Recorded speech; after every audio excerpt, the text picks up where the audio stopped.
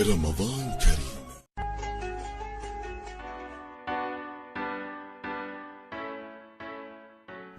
बिस्मिल्लाहिर्रहमानिर्रहीम। अस्सलामुअलैकुम। कैसे हैं आप सब? आई होप बिल्कुल ठीक होंगे और मुझे उम्मीद है कि आप सब लोगों का रमज़ान बहुत ही अच्छा जा रहा होगा। और मेरी दुआ है कि मेरे तमाम व्यूवर्स जहाँ कहीं भी हैं खुश रहें, आबाद रहें और रमज़ान का ये बाबरकत महीना हम सब के लिए बाइस मग़फ़िरत हो और बाइस रहमत हो।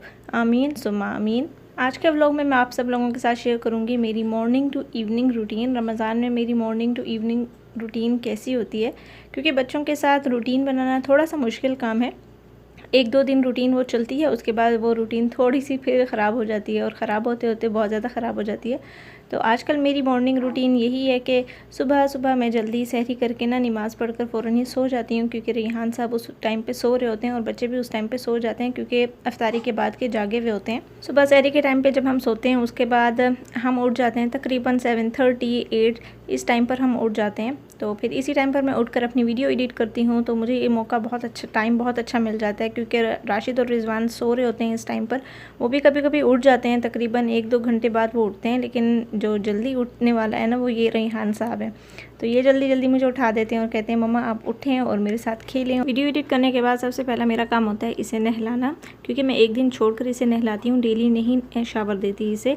तो जिस दिन इसे शावर देना होता है तो उस दिन तो सबसे पहले इसकी मालिश कर देती हूँ, और मालिश करने के बाद भी काफ़ी देर खेलता रहता है, क्योंकि वीडियो एडिट करते करते 2-3 घंटे कभी कभी मेरे लग जाते हैं। तो तब ये थोड़ा सा एक नैप भी ले लेता है, और आज भी यहाँ पर भी सोने वाला है। तो मैं बैठी थी कुरान पढ़ने के लिए, मुझे था कि मैं अपना सारा काम कर लूँ, उसके बाद उठूँ और इसे फिर इसकी मालिश करूँ और इसे नहलाऊँ। छोटे बच्चों के काम होते तो बहुत थोड़े थोड़े हैं, लेकिन बहुत ज़्यादा टाइम कंज्यूमिंग होते हैं, बहुत ज़्यादा टाइम लग जाता है इनके लिए कुछ भी करना हो तो इनके लिए प्रॉपर एक टाइम निकाल कर ना फिर इनके लिए कुछ किया जाता है। तो खैर हमारी मॉर्निंग रूटीन ऐसी जा रही है रमज़ान के फ़र्स्ट डे से, और अल्हम्दुलिल्लाह अच्छी जा रही है। एटलीस्ट मैं अपना सारा काम ना एक प्रॉपर वे में कर रही हूँ। तो खैर अभी मैं आपको अंदर के नज़ारे दिखाती हूँ। अंदर क्या हो रहा है, राशिद और रिजवान दोनों उठ गए हैं और दोनों लगे हुए हैं मोबाइल में, और मुझे है कि मैं जल्दी जल्दी से ना अपना कुरान पढ़ लूँ ताकि मुझे तंग ना करें, अदरवाइज़ फिर ये तंग करने लग जाते हैं। कभी इन्हें भूख लग जाती है, कभी कोई और मसला हो जाता है। तो रिजवान साहब भी उसके साथ बैठ कर अभी तक तो खेल रहे हैं, अभी पता नहीं कब तक इनकी ये दोनों एक साथ इकट्ठे बैठकर देखते हैं मोबाइल, अदरवाइज़ फिर लड़ाई भी इनकी स्टार्ट हो जाती है बीच बीच में। खैर कुरान पढ़ने के बाद फिर मैंने रिजवान साहब को तो नहला दिया था, उसकी मालिश कर दी थी और उसे सुला दिया था। इसके बाद बारी थी इन दोनों की, क्योंकि वो बेचारा काफ़ी देर का जागा हुआ था। तो खैर मैंने सोचा उसे सबसे पहले ही नहला कर ना सुला देती हूँ। इसके बाद मैंने इनको नाश्ता बना कर दिया था। राशिद को एग खाना था तो मैंने उसे एग बना कर दिया था, साथ में फिर रोटी मैंने उन्हें दे दी थी।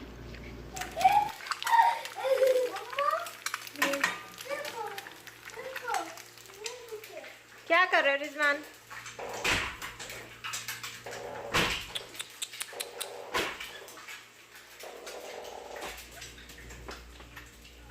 चलो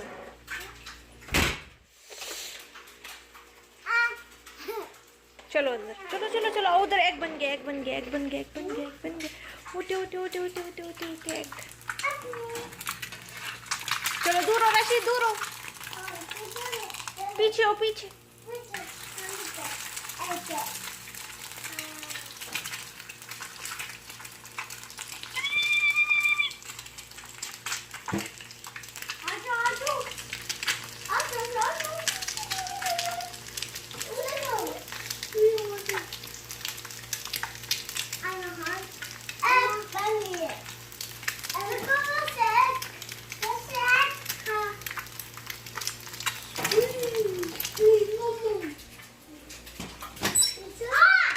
नाश्ता करने के बाद मेरी कोशिश होती है कि ये दोनों सो जाएं, क्योंकि उस टाइम पर दोपहर का टाइम तो हो ही जाता है। तो मैं नमाज़ पढ़ लेती हूँ और फिर लाइट वगैरह ऑफ़ कर देती हूँ, तो फिर ये सो जाते हैं।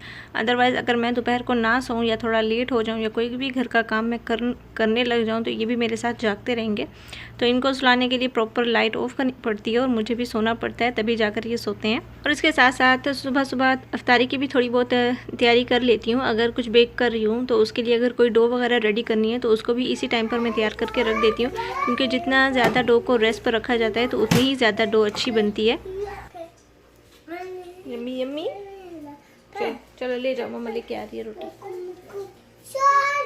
तो जी अभी अफ्तारी के लिए हम आ गए हैं किचन में। अम्मी ने पहले ही मैक्रोनी को बॉईल करके रख दिया था। मैं तकरीबन असर के बाद ही उठी थी, तो अम्मी ने मुझे आज नहीं उठाया क्योंकि उन्हें था कि मैं थोड़ा लेट सोई हूँ, बच्चों के साथ साथ मैं जागती रही थी, तो इस वजह से उन्होंने आज मुझे नहीं उठाया। तो खुद ही अम्मी किचन में आ गई हैं और मैक्रोनी बॉईल कर दी है, सब्जियाँ वगैरह कट कर दी हैं, चिकन भी अम्मी ने कट करके रख दी थी और यहाँ पर चिकन को आई थिंक अभी वॉश करना बाकी है। तो मैंने ये सारी चीज़ें एक साइड पर कर दी थी और दोपहर को ही मैंने ये तैयार करके रख दी थी। और अभी देखें तकरीबन 3 घंटे के बाद ये बहुत ही अच्छे से ना राइस हो गई और अभी मैं इसके तैयार कर लूँगी। हनी कॉम ब्रेड आज मैंने बनाने थे तो वो मैं रेडी कर दूँगी।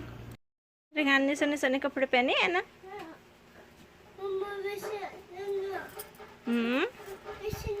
चलो और राशिद को भी नाना कराते हैं, रिजवान को भी नाना कराते हैं, ठीक है।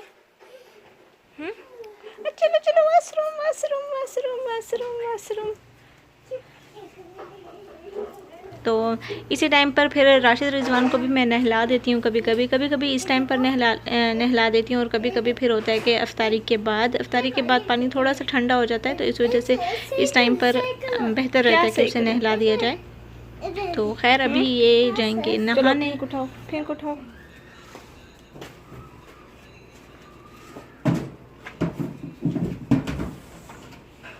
चलो हाँ चलो चलो वाशरूम। अभी वीडियो एडिट करते करते मुझे एक बात याद आ गई कि हर साल मेरा दिल होता था कि मैं रमज़ान में मक्का जाऊं, उम्रा करूं, लेकिन हस्बैंड को रमज़ान में ऑफ लेना थोड़ा मुश्किल होता था, तो इस वजह से मैं नहीं आ पाती थी। और इस बार देखें कितने दिनों से मैं मक्का में हूँ और इस बार भी हम उम्रे पर नहीं जा सकते हैं क्योंकि हरम अभी तक बंद है। तो इस बार भी सबके बहुत से लोगों के अरमान रह गए हैं रमज़ान में उम्रा करना, क्योंकि आई थिंक सबका ही दिल होता है कि रमज़ान में हम उम्रा करें। तो वक्त कैसे बदलता है पता ही नहीं चलता। बस अल्लाह से यही दुआ है कि ये सारे हालात जल्द से जल्द बेहतर हों और हम अपनी एक नॉर्मल रूटीन पर आएँ और ये बीमारी जल्द से जल्द ख़त्म हो, आमीन। और बस यहाँ पर अभी अफ्तारी का टाइम हो गया था। हनी कॉम ब्रेड को मैंने बेक कर लिया था और बहुत ही मज़े के बने थे आज, क्योंकि डो मैंने दोपहर को ही तैयार करके रख दी थी और इसको तकरीबन मैंने 3 घंटे के लिए राइस होने के लिए रखा था। इस तरह बेकिंग की कोई भी डो हम तैयार करें, पिज़्ज़ा की हो गई या कोई भी, तो उसको जितनी देर के लिए हम रेस्ट पर रखेंगे वो उतनी ही डो बहुत ही अच्छी बनेगी और वो बेकिंग की चीज़ भी उतनी ही मज़े की बनेगी और सॉफ्ट बनेगी। तो इस वजह से आज हनी कॉम ब्रेड भी हमारे बहुत ज़्यादा सॉफ्ट बने थे, देखें इतने सॉफ्ट बने थे और इसकी रेसिपी भी मैं जल्द आप लोगों के साथ शेयर करूंगी। तो बस इसके बाद हमने अफ्तारी की थी और अफ्तारी के बाद होता है चाय का टाइम। मेरे पिछले एक व्लॉग में एक बहुत ही प्यारा सा कमेंट आया था कि चाय का मज़ा तो बस चाय वाले ही जानते हैं अफ्तारी के बाद, तो वो कमेंट मुझे बहुत ही अच्छा लगा था। तो खैर यहाँ पर अब चाय रेडी हो रही है और बस आज की वीडियो का इख्तिताम भी मैं यहीं पर करूँगी। उम्मीद करती हूँ कि आपको आज की मेरी वीडियो पसंद आई होगी। थोड़ी सी डिफरेंट बनाने की मैंने कोशिश की थी। इंशाल्लाह फिर नेक्स्ट वीडियो में नेक्स्ट व्लॉग के साथ हाजिर होती हूँ। तब तक के लिए मुझे इजाज़त दीजिए। अपनी दुआओं में ज़रूर याद रखिएगा, अपना ढेर सारा ख्याल रखिएगा। Thank you for watching, take care, Allah हाफिज़।